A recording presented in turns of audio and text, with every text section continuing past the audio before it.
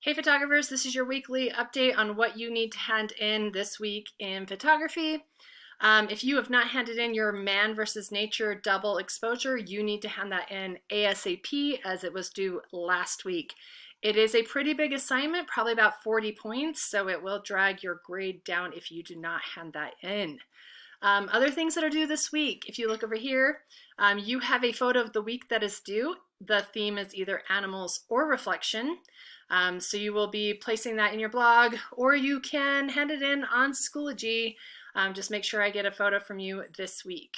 Other things that are due, you need to pick your technique that you're going to do for your final.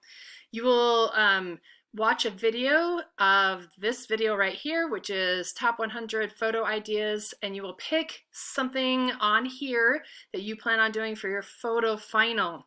Now he's got, again, 100 different ideas that you can do.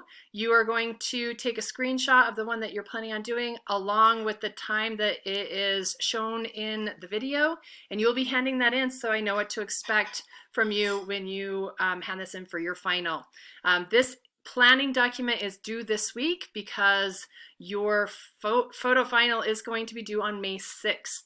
So you can see right here, it is due on May 6th. That's what you're going to be doing, is following, coming up with an idea from this top 100 photos, and you will be doing something similar. You can kind of change it up, obviously, to make it your own, but I do want to kind of have an idea of what you're going to do and what your plan is for that. If you want to brainstorm, obviously, you can go to this Zoom planning document and you can sign up for a time. I have some times available this week, so if you need to brainstorm, I'm happy to do that. Yes, you can use your phone to do this. You can use filters and anything else that makes you think that it looks amazing, because again, this is going to be your final. They will be shown on the online art show for this year, so please make sure that it is your best work that you've done all year. If you have any questions, let me know. Talk to you later.